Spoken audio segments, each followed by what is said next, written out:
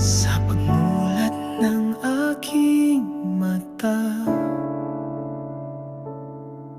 puso ko'y naghahangad sa'yo.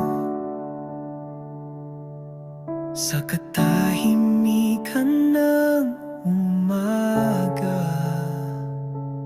tinig mo'y hinahanap ko.